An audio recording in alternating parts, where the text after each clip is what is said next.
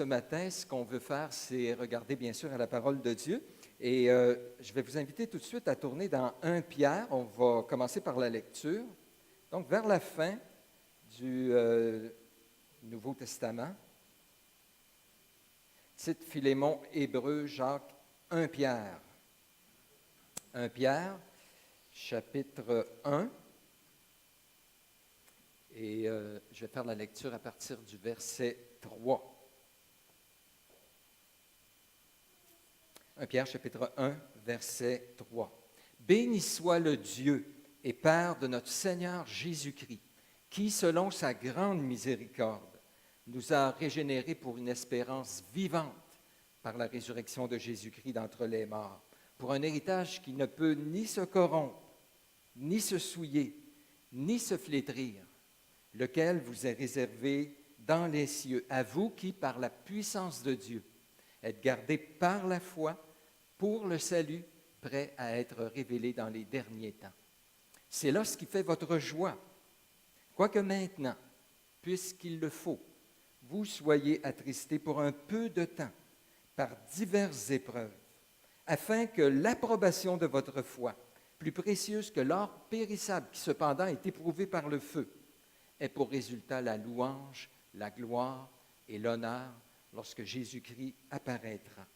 Lui que vous aimez sans l'avoir vu, en qui vous croyez sans le voir encore, vous réjouissant d'une joie merveilleuse et glorieuse, parce que vous obtiendrez le salut de vos âmes pour prix de votre foi. Les prophètes qui ont prophétisé touchant le salut qui vous était réservé ont fait de ce salut l'objet de leurs recherches et de leurs investigations. Ils voulaient sonder l'époque et les circonstances marquées par l'Esprit de Christ qui était en eux et qui attestaient d'avance les souffrances de Christ et la gloire dont elles seraient suivies. Il leur fut révélé que ce n'était pas pour eux-mêmes, mais pour vous, qu'ils étaient les dispensateurs de ces choses que vous ont annoncées maintenant ceux qui vous ont prêché l'Évangile par le Saint-Esprit envoyé du ciel et dans lesquels les anges désirent plonger leur regard. Et on termine avec le verset 13, puis je vais le répéter souvent ce matin. C'est pourquoi saignez les reins de votre entendement ou gardez votre esprit en éveil. Soyez sobres, ayez une entière espérance dans la grâce qui vous sera apportée lorsque Jésus-Christ apparaîtra. Tout un texte.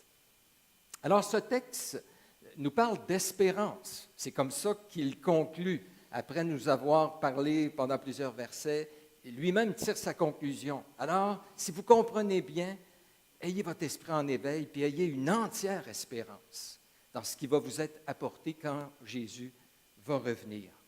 L'espérance du chrétien. 3 remarques avant qu'on regarde le texte. Okay? D'abord, j'ose le dire, l'espérance est souvent une vertu. C'est important. Pour l'apôtre Paul, il y a 3 vertus principales, la foi, l'amour et l'espérance. Pour lui, c'est majeur, prioritaire. Mais je dois constater que souvent dans nos milieux, on parle de la foi, on parle beaucoup de l'amour, mais pas tant que ça de l'espérance. Et pourtant, ça devrait revenir et on devrait s'encourager, s'entretenir avec l'espérance, puisque c'est si important. Et Pierre le dit ici, gardez votre esprit en éveil et ayez une entière espérance. Deuxième remarque, l'espérance dont il est question ici, on parle vraiment de choses futures. Il nous parle dans le contexte ici que Jésus va revenir, qui va compléter à ce moment-là le salut, qu'on va recevoir notre héritage. C'est tous des termes là, qui sont employés. Alors, on parle vraiment de ce qui nous attend quand Jésus revient et ensuite pour l'éternité. Pourquoi je précise ça? Parce que dans la Bible, des fois, le mot « espérance » fait aussi référence à quelque chose, c'est toujours futur, mais d'un futur immédiat, même terrestre. Entre autres, dans les psaumes, souvent, David, alors qu'il vit une difficulté, ce qu'il dit, c'est « Mais je place mon espérance dans le Seigneur ». Pour être délivré d'une situation sur cette terre, un problème quelconque, je m'attends à Dieu, je me confie. C'est presque, dans certains passages, et quelques-uns du Nouveau ici, c'est presque un synonyme de foi. Alors, des fois, l'espérance parle de quelque chose d'immédiat sur terre, des fois, là, qui s'en vient. Mais ici, c'est très clair, c'est quelque chose de futur, quand Jésus revient, ce qui nous attend pour l'éternité. Et, troisième précision que je veux faire, troisième remarque, c'est, contrairement, quand nous, on emploie le mot « j'espère », « l'espérance », nous, ça a une connotation de quelque chose d'un peu incertain. Ah, j'espère qu'il va faire beau demain parce que je vais aller à la pêche. Ah, j'espère que ça va bien aller au travail, etc. Ah, on espère, ça veut dire qu'on n'est pas trop sûr parce qu'il y a des facteurs qu'on ne contrôle pas, puis il risque d'arriver des choses en dehors de notre contrôle. Mais dans l'Écriture, le mot espérance a l'idée de quelque chose de certain. Pour employer les mots de l'auteur de l'Épître aux Hébreux, il dit c'est comme une encre sûre, quelque chose de solide. Quand il dit j'espère, ça veut dire je crois fermement et ça va arriver. Alors, ce qu'on va parler ce matin concernant l'espérance, ce n'est pas des peut-être, des si, on pense que, c'est des certitudes. Connaissez-vous l'avenir? Oui! Jésus revient, c'est sûr. Il y a des choses qu'on sait, on sait certainement. Oui, je connais l'avenir, je sais qu'un jour, je vais être rendu parfait à l'image de Jésus, que mon corps va être glorifié. Je sais à 100% que cette terre ne continuera pas toujours comme ça, elle va être transformée, il va y avoir des nouveaux cieux, nouvelles terres, que toute injustice va disparaître. Oui, je suis sûr de ça, parce que l'Écriture le dit. Maintenant, il y a plein de choses que je ne sais pas. Il va-tu faire beau demain? Il l'annonce, mais il annonçait de l'orage, puis je pense qu'on n'en a pas eu non plus hier. Ça fait qu'on peut-tu se fier? Hein? Les gens courent pour aller voir des gens qui disent la bonne aventure, mais on n'est sûr de rien, ces choses-là. Mais quand l'Écriture nous le dit, ça suffit. La Bible le dit, cela suffit, c'est la vérité. Alors, oui, on connaît l'avenir, et c'est certain concernant le fait que Jésus revient, puis tout ce qui va nous être accordé, la grâce, pour employer l'expression du texte ici, la grâce qui va vous être accordée lorsque Jésus va revenir, et cela pour l'éternité. Vous savez, quand on conduit, il y a trois choses qu'on regarde habituellement. Tu regardes dans ton rétroviseur de temps en temps pour voir ce qui se passe en arrière. Tu regardes ton tableau de bord pour voir dans le présent ce qui se passe. Est-ce qu'il y a des indicateurs, ta vitesse, le niveau d'essence ou des lumières qui flashent pour te dire que tu as des problèmes de moteur. Donc, on regarde là. Mais le plus souvent, là où on regarde, c'est quoi? En avant. Et malheureusement, beaucoup parmi nous, ce qu'on fait, c'est qu'on avance dans notre vie, puis on regarde le rétroviseur. On regarde là constamment, puis on pense au passé, les problèmes, les situations, les difficultés, puis on est concentré là-dessus, on va faire un accident. On ne peut pas non plus être juste fixé sur le présent, à regarder les indicateurs. Bien, on doit regarder le présent, c'est certain. Là. Aujourd'hui, il y a des choses qu'on doit faire pour le Seigneur. Mais il nous dit ici, ayez les regards vers le futur. Ayez une entière espérance.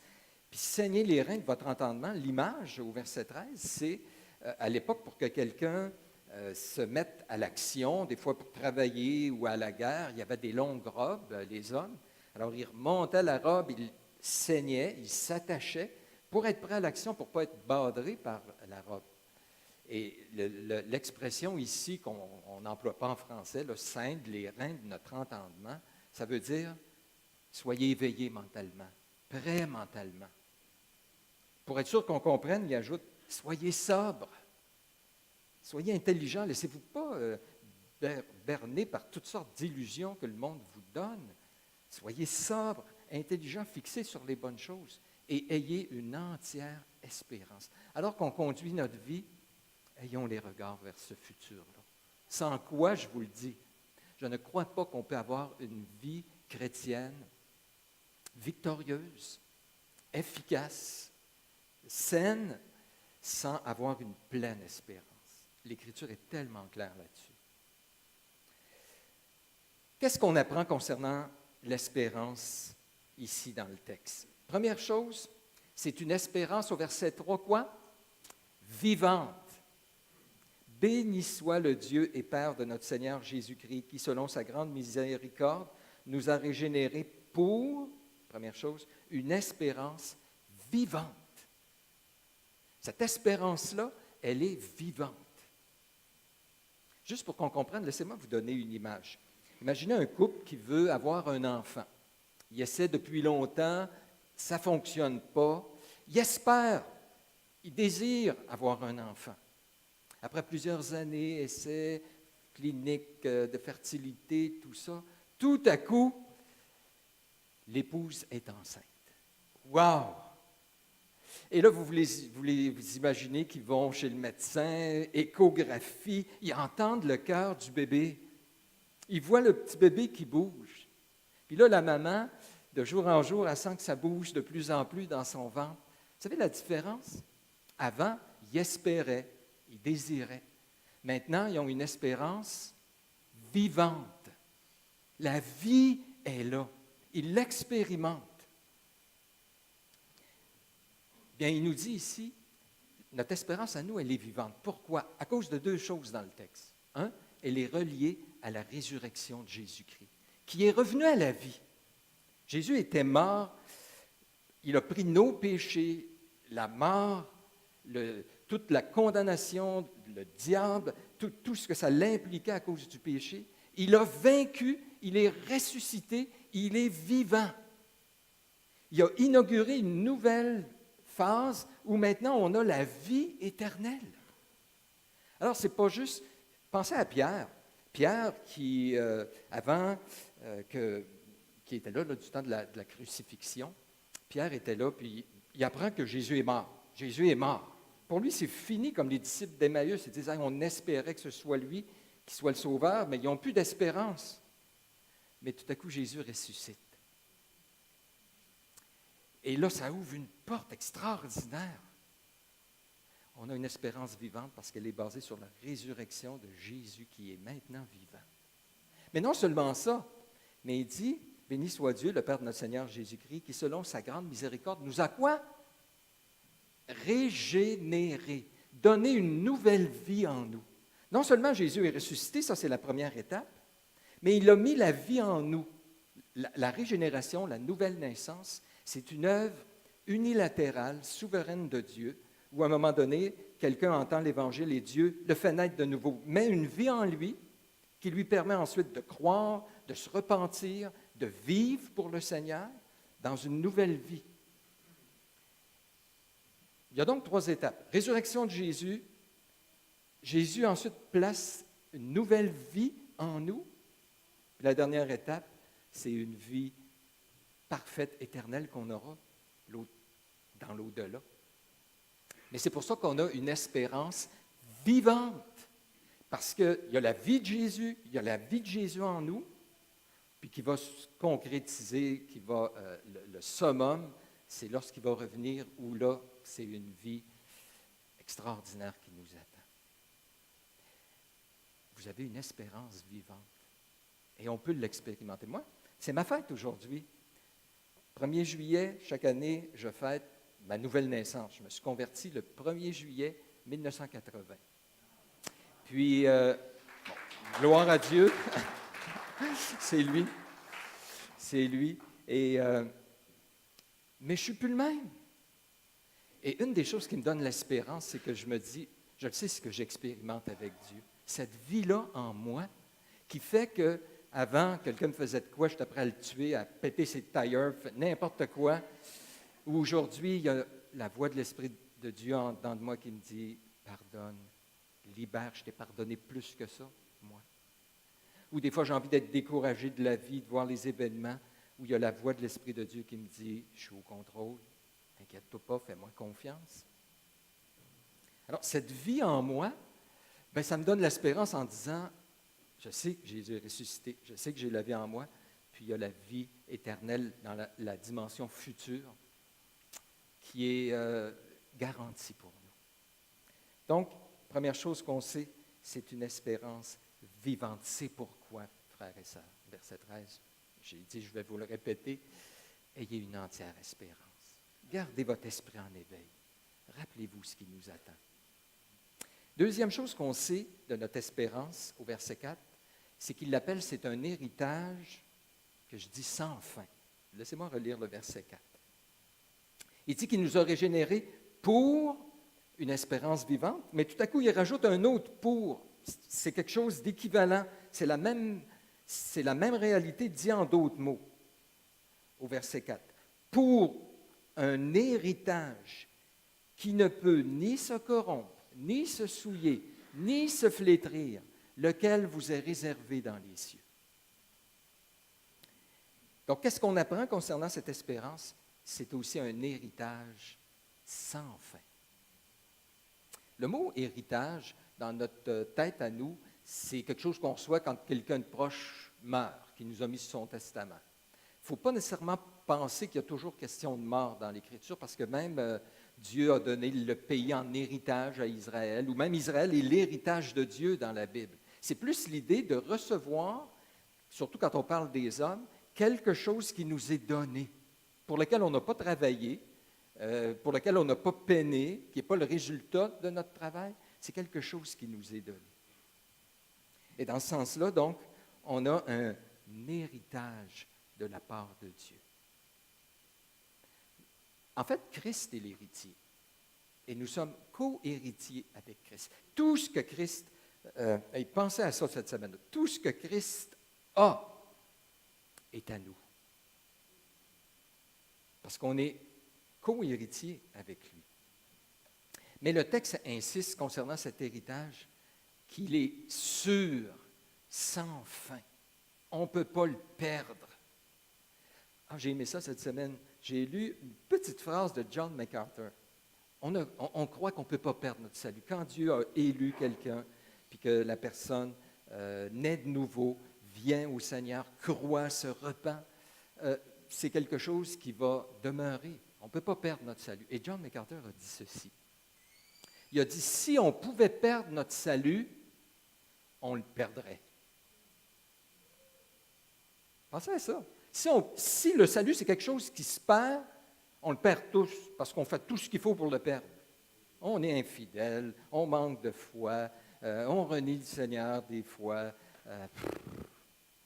Mais ça ne se perd pas, le salut. C'est une œuvre que Dieu commence, qui va achever. Et ici, dans le texte, il nous dit, c'est quelque chose, cet héritage, qui ne peut ni se corrompre. Corrompre, c'est l'idée de quelque chose qui est affecté par la mort. Un corps, Jésus n'a pas vu la corruption, dans ce sens-là, qui ne peut être détruit par la mort, notre héritage. Il ne peut pas se souiller, c'est-à-dire qu'il ne peut pas non plus être détruit par une faille morale, une impureté morale. Souillé. Et qui ne peut se flétrir, ça veut dire qu'il, par le temps, finit par se détériorer, perdre son éclat. On parle des fleurs qui se flétrissent, qui perdent leur éclat, leur beauté avec le temps, qui sèchent, etc. Alors, il emploie tout plein de synonymes pour nous dire, cet héritage-là, là, il ne se détériore pas, il ne diminue pas, vous ne pouvez pas le perdre. Ce n'est pas comme l'héritage de l'enfant prodigue, il a réussi à passer au travers, lui, hein?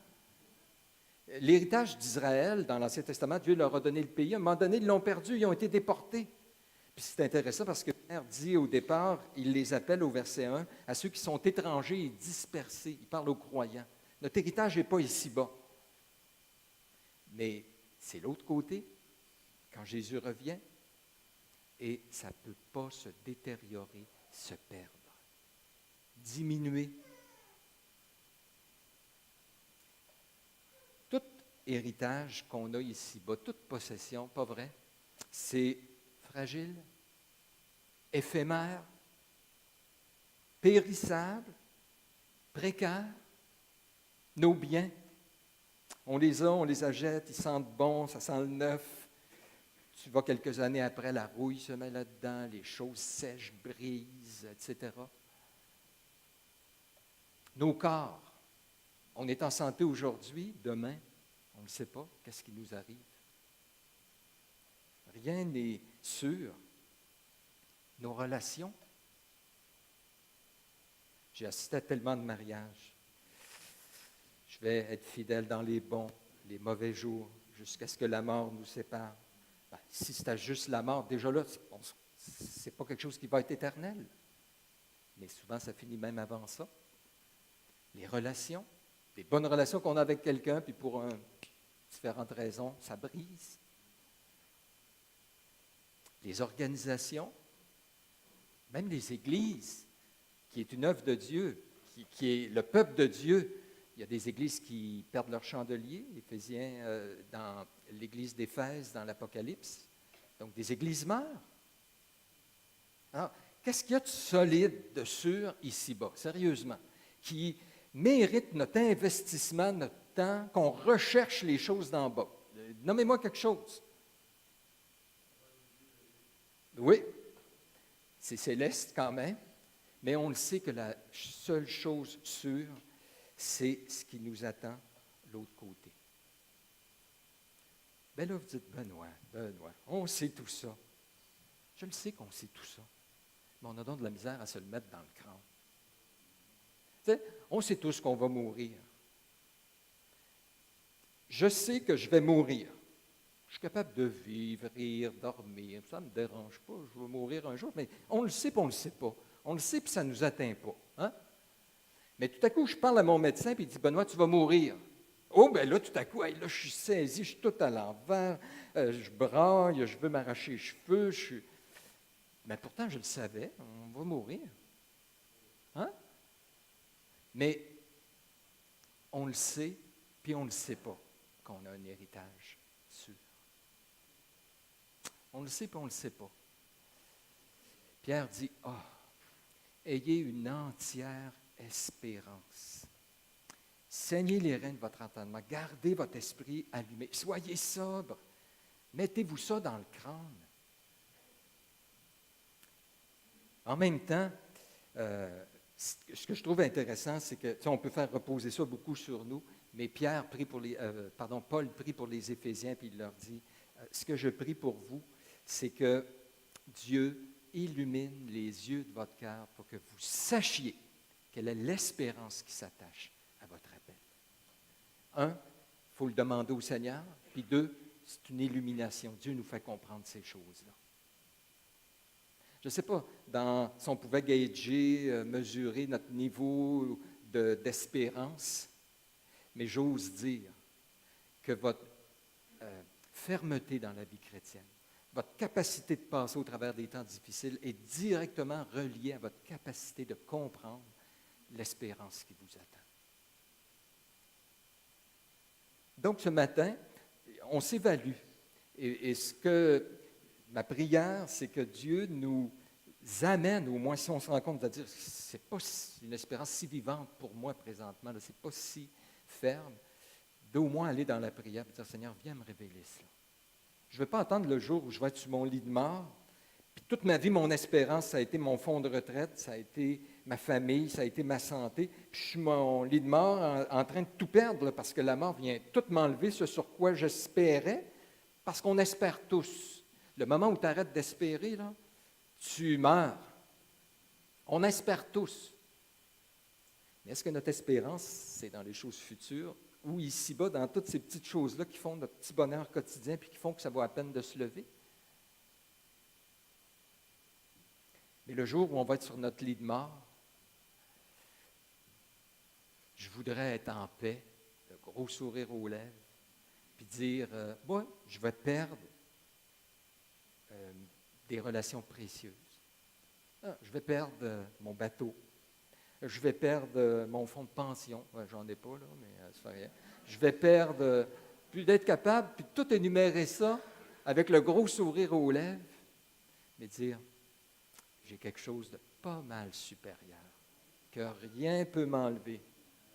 Et de partir avec le gros sourire. Dans ma tombe, là, mettez-moi un sourire. Un gros sourire.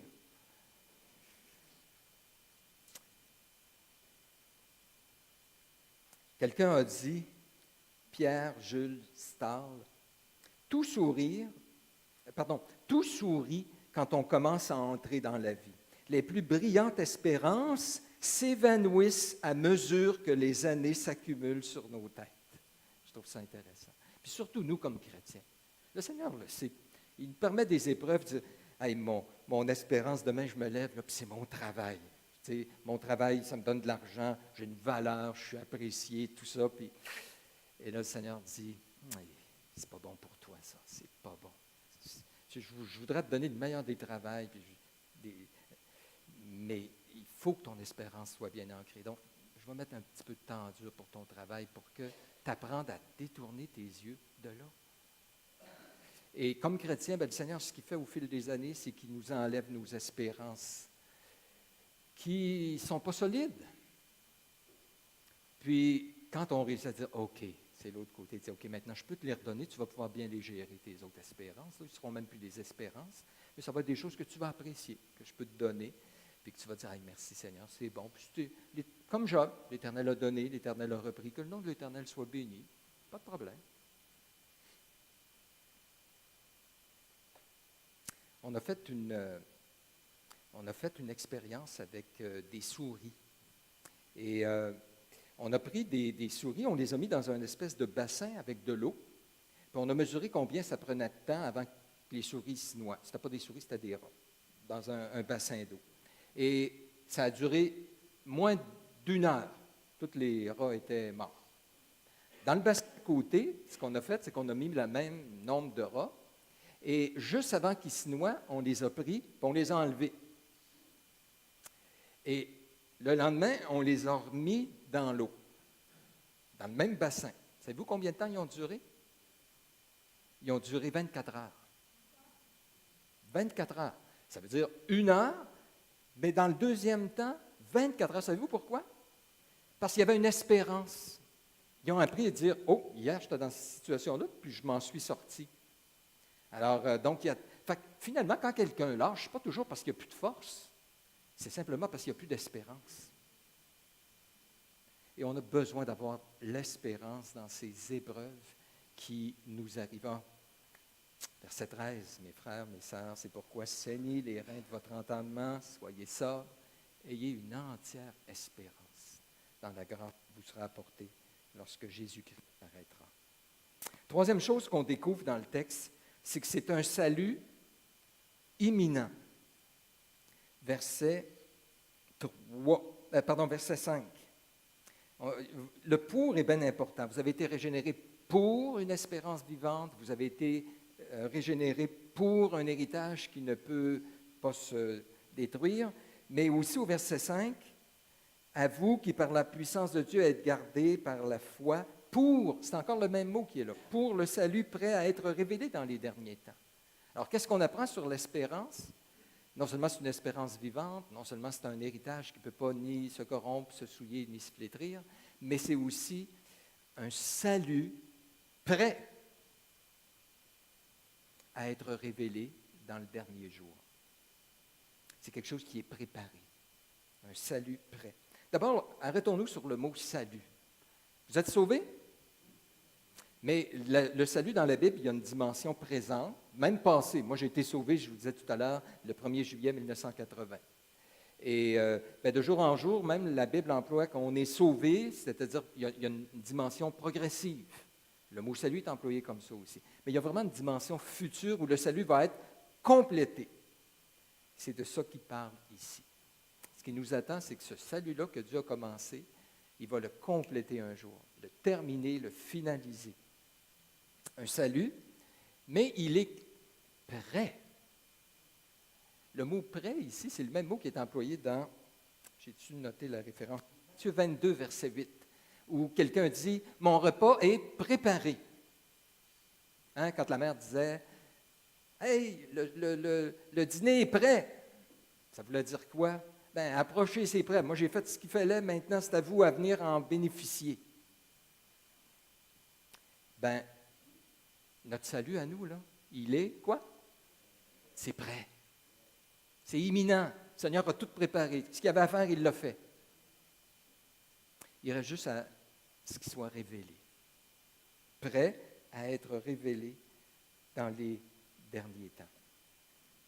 Donc, il y a deux choses là-dedans. Ça veut dire que le salut, quand on dit qu'il est prêt, c'est qu'il est imminent. Puis deuxième chose, c'est qu'est-ce qui arrive entre-temps. Je relis la fin du verset 5. Le début du verset 5. À vous qui, par la puissance de Dieu, êtes gardés par la foi pour le salut prêt à être révélé dans les derniers temps. Alors, le salut, qu'est-ce qui se passe entre-temps? On est gardé par Dieu. Garder ici, c'est un passif. On appelle ça dans la Bible des passifs divins, sans nommer qui est l'auteur. On fait juste le subir, nous. Il y a quelqu'un qui nous garde. Vous faites garder vos enfants, bien, vous savez que vous êtes gardés aussi. Mais c'est Dieu qui vous garde. Vous êtes gardés par Dieu jusqu'à ce salut-là, final là, qui va arriver. Gardés par la foi. Vous êtes gardés. Alors, ça a l'idée de sûreté, de proximité. On est gardé par Dieu. On ne peut pas s'imaginer le nombre de choses. Ça vous arrive de garder des enfants? Quand vous gardez un enfant, là, imaginez-vous le nombre d'interventions que vous devez faire pour être sûr qu'il n'y arrive à rien. Un, vous avez tout le temps les yeux dessus.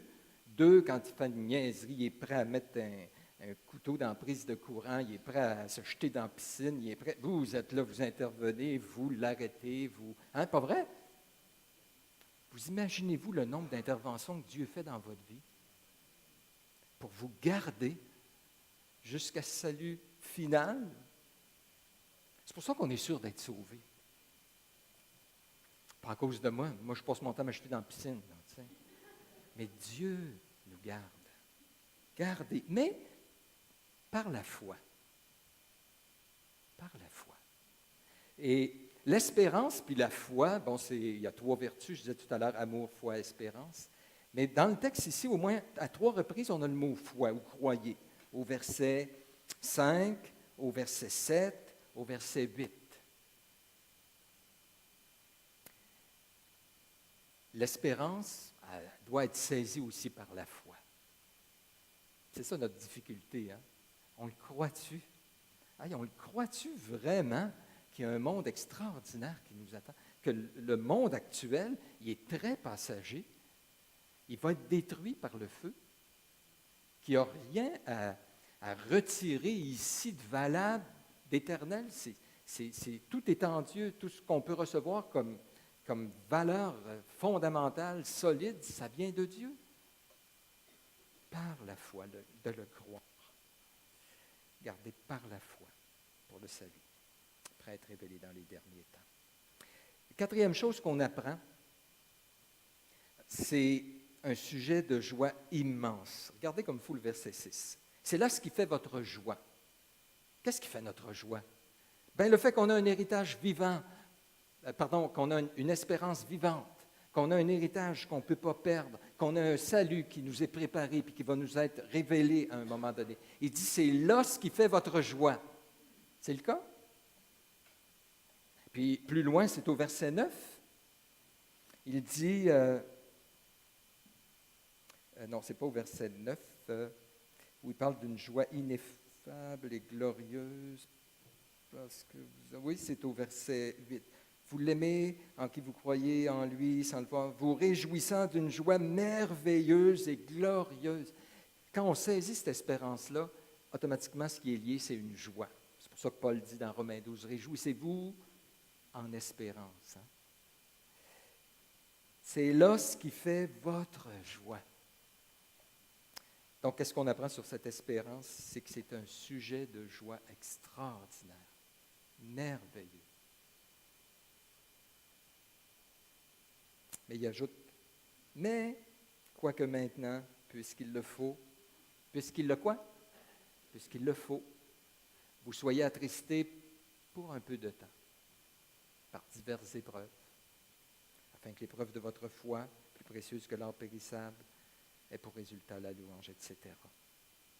Il y a un monde entre les deux. Hein? Notre joie glorieuse, inaltérable, tout ça. Entre-temps, oui, il y a des tristesses. Ça veut dire qu'à la fois, vous êtes des joyeux tristes ou des tristes joyeux, je ne sais pas, il y a les deux. Mais il y a un monde entre les deux. Une joie ineffable, glorieuse, extraordinaire. Mais il y a des tristesses aussi. Pour un peu de temps, il le faut. Mais, question, auquel vous regardez en premier? Vos tristesses passagères, qui sont réelles, là, je ne veux pas sous-estimé. C'est dur la vie, pas vrai? Il y en a des durs. On en passe des vertes puis des pas mûres. C'est la réalité. C'est pas facile. Mais croyons ce que l'Écriture dit. C'est quand même quelque chose des légères afflictions du temps présent, quelque chose de passager. C'est une chose, c'est là. Mais il y a la joie de l'héritage. Et si on n'a pas la bonne perspective, on va s'écraser, on va s'écrouler.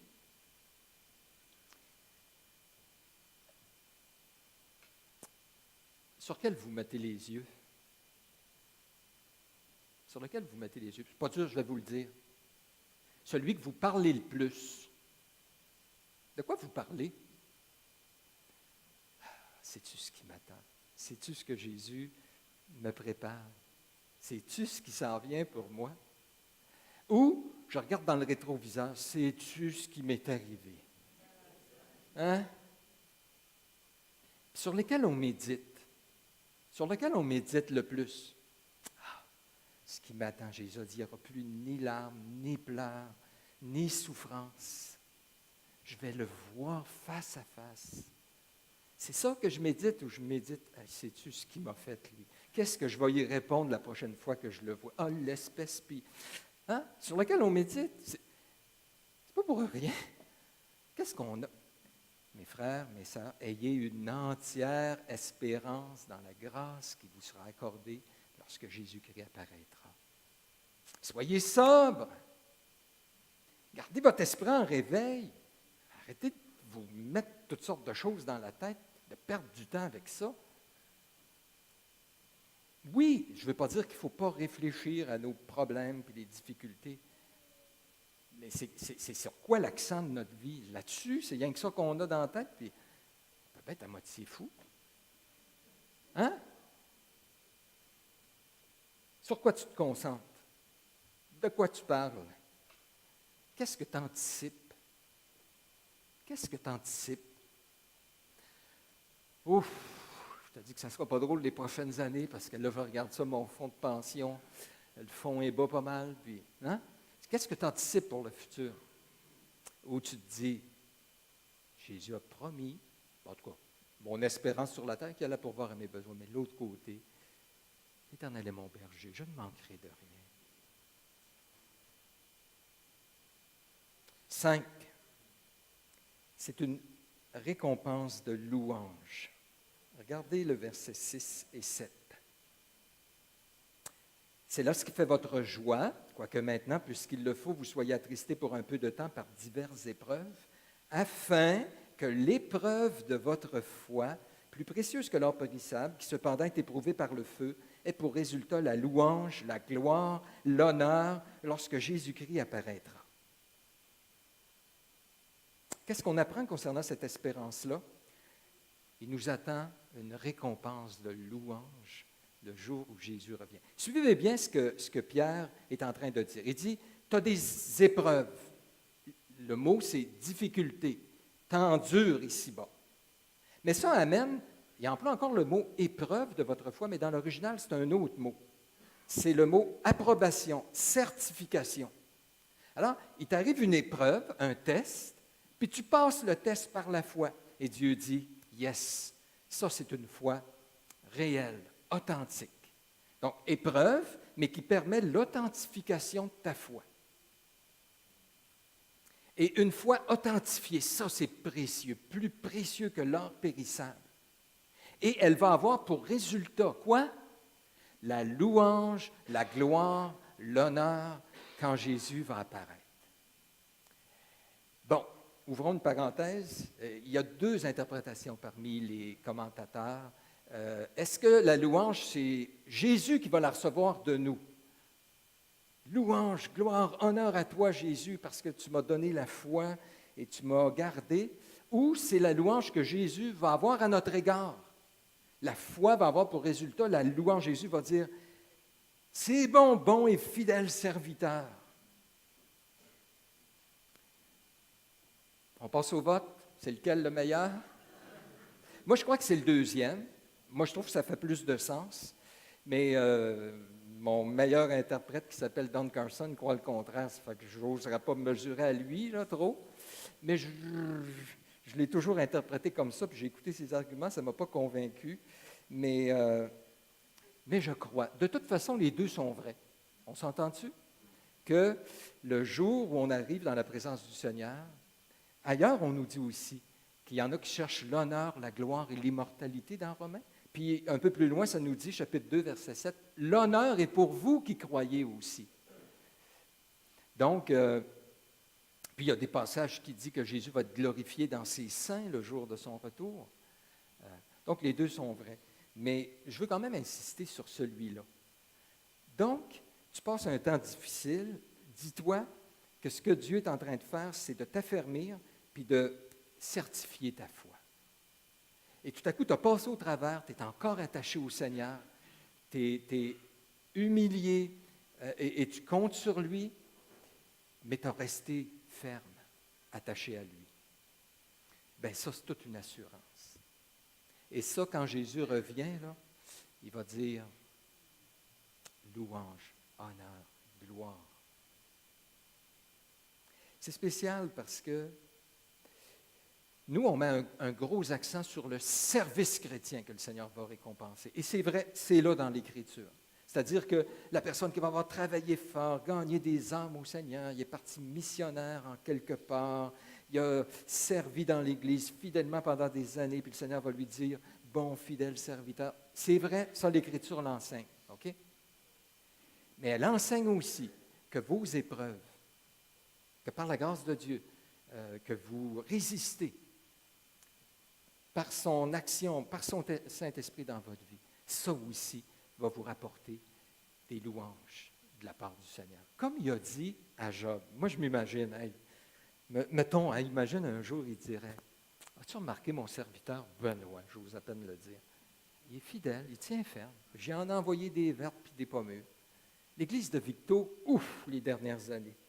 As-tu remarqué mon église là-bas, ce qu'elle a vécu? » Ben, les gens sont encore là le dimanche en train de servir, s'attacher au Seigneur, donner des offrandes, le louer avec joie. Wow!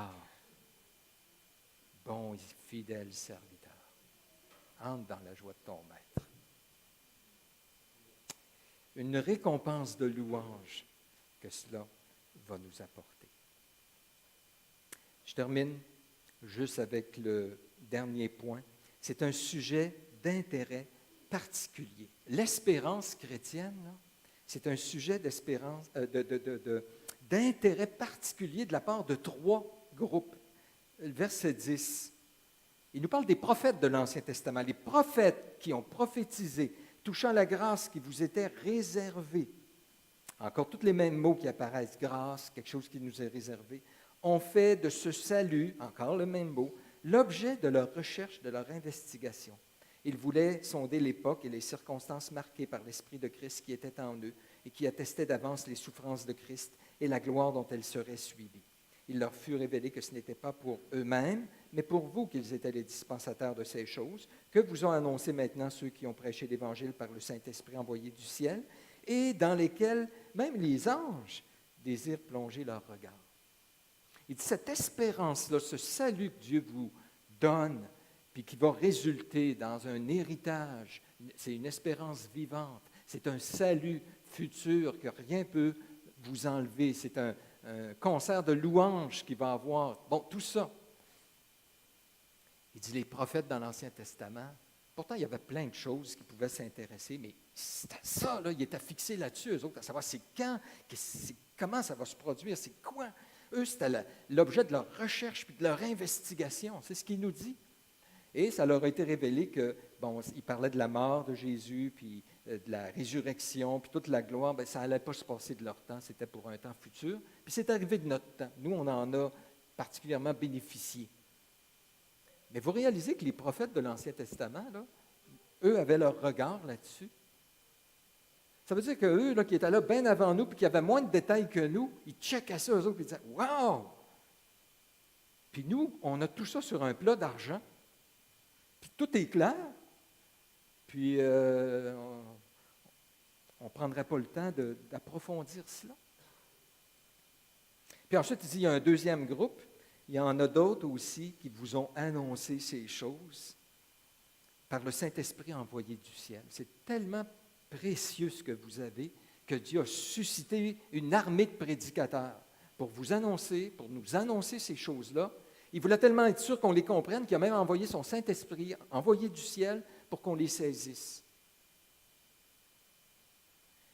Un deuxième groupe, il y en a qui ont donné leur vie pour qu'on ait ce message tellement important.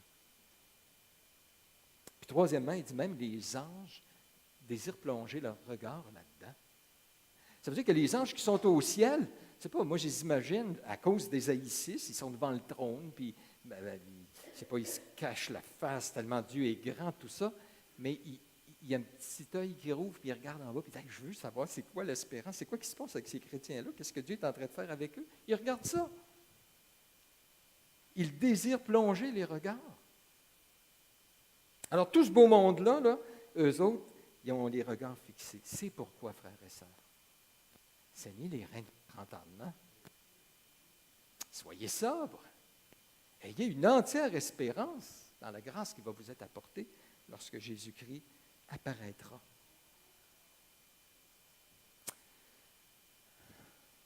Que Dieu nous aide devant tellement de choses que le monde nous offre pour mettre notre espérance, notre joie, notre raison de vivre.